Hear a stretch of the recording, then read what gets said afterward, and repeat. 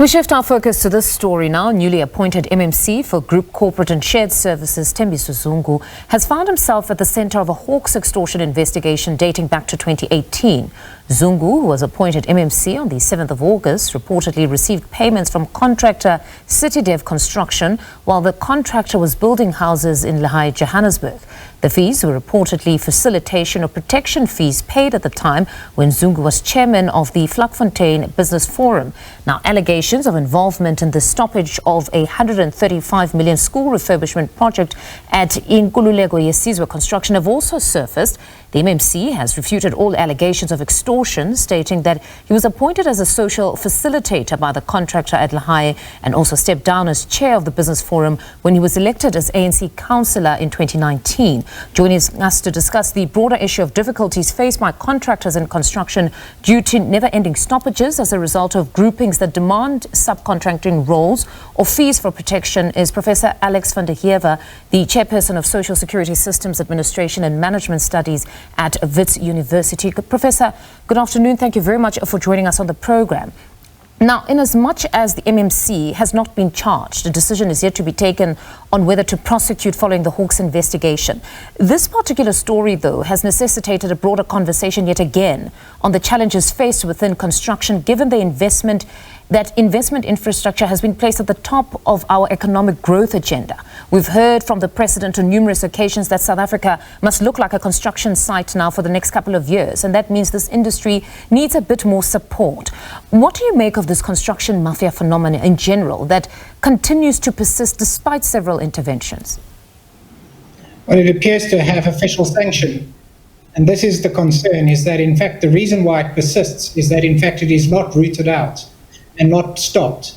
And when we see an individual like this who's also appointed into a position of official authority within the council, it's concerning again, because it suggests that this is now a sort of almost official policy of parts of government to allow for sort of inappropriate interference in the in investment projects. Mm-hmm. So it is.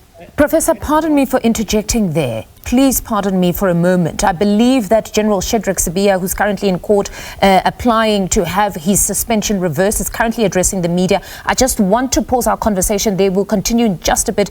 We continue our conversation here with Professor van der Heever on broader issues related to construction and construction mafias. We've seen a lot of work stoppages, Professor. You were stating there just before we quickly went to General Shadrack Sibiya's interview that perhaps what we're seeing here, why it continues to persist, is because somehow there's some sort of sanctioning of this type of conduct. I don't know from which quarter, but you believe that there is some sort of endorsement of the conduct, perhaps of ensuring that there's a 30% figure or subcontracting within a specific community. There's also the endorsement in some quarters of some sort of a social facilitator when a contractor is brought into certain communities. Yes, and the other issue is that there is kickbacks clearly potentially being paid as well. So all of this suggests corruption, very, very problematic corruption that has official sanction, because none of this is appropriate at all. The idea of any kind of project along these lines is that you have a very clear and transparent tendering process, and you have a very clear award winner who is then properly supervised until completion of the project. So what we have in this instance is essentially strongmen potentially, sometimes being placed into official positions, as well as operating as intermediaries. And they have no role in this, in such projects at all. Mm-hmm. And they drive up the cost of the projects, and they drive down the performance. And they also change who's actually doing what, which impacts on whether or not, the idea of turning South Africa into a construction site isn't the intention to leave South Africa as a construction site. Stuff should still be being built. Yeah. But it's not being built. Because our understanding is that we're going to need infrastructure to drive economic growth in the country.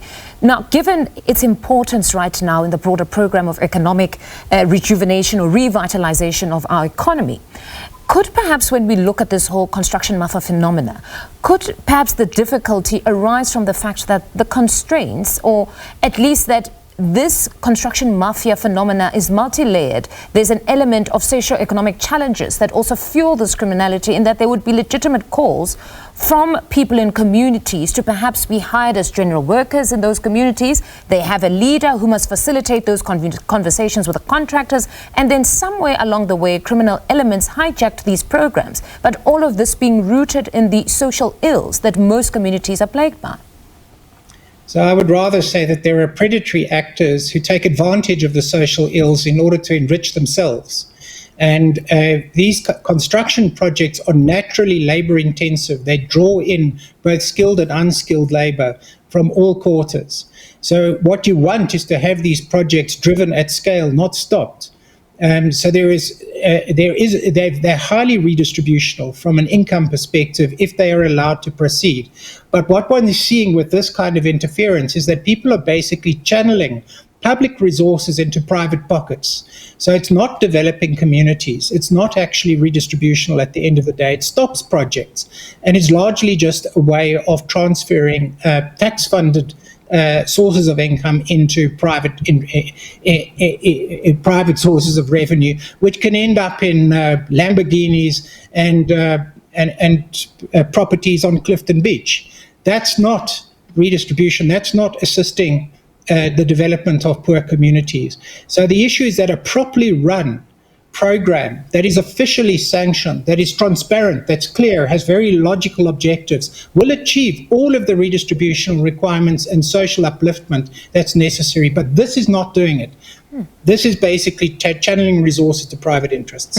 Now, to borrow from the News 24 article on the MMC, there's a part where the contractor CityDev CEO said in his affidavit that he deposed to, he said that they were now at a point where they were struggling with cash flow, given the constant demands for the so-called facilitation fees, and also the demand to give portions of that contract to certain contractors who would become subcontractors, but in some instances they wouldn't be properly qualified to actually do the job in that respect.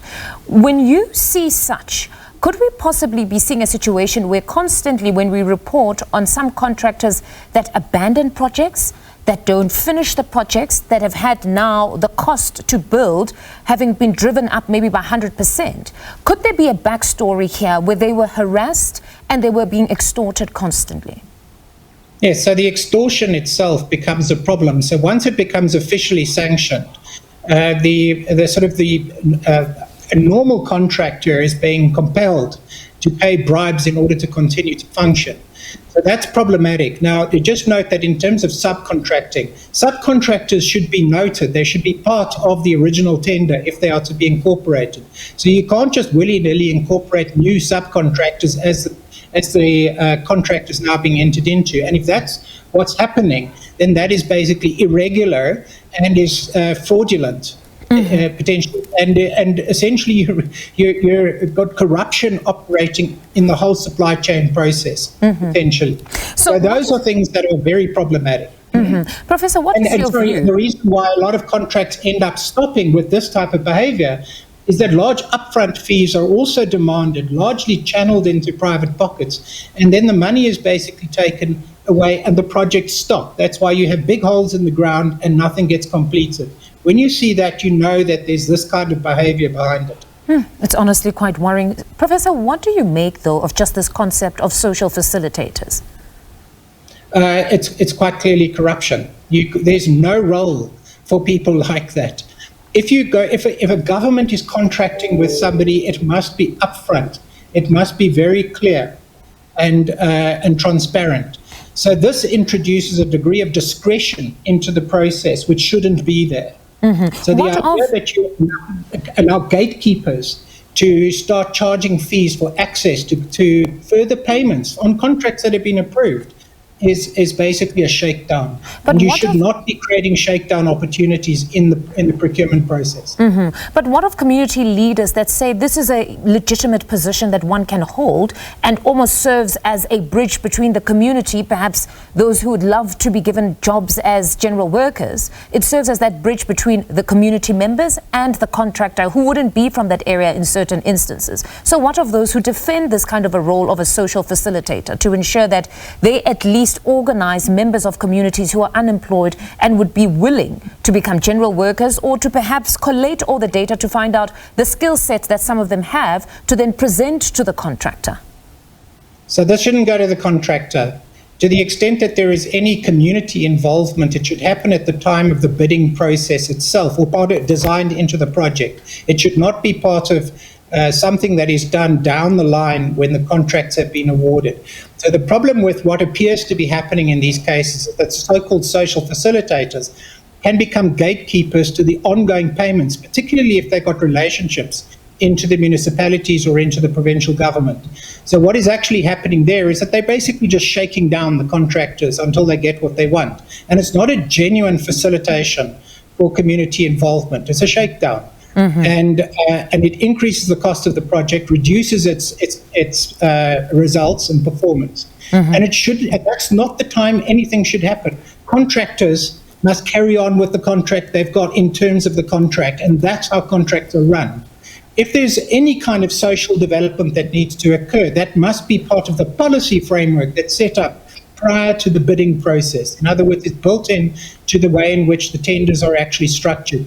And there should be no one who stands in a gatekeeping position in relation to any part of the bidding process. People must be able to freely bid and carry on. But when they've got a contract, they must be able to proceed, and nobody should be interfering with that, including being supported from the municipality. And that's the reason why Johannesburg's in the state it's in, and many municipalities are. It is this type of improper conduct, and it's the reason why the Auditor General is saying everything is irregular in all of the procurement.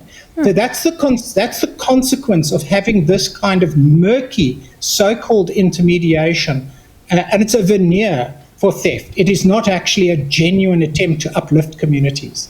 What a conundrum. Professor, we will certainly be reaching out to the MMC for group shared services. That's Sithembiso Zungu, because he once held that position of social facilitator that you say is perhaps a veneer here for theft. To just get his views on this specific matter pertaining to his role there as social facilitator in Lehae. But thank you very much for your time. That's Professor Alex van der Heever speaking to us.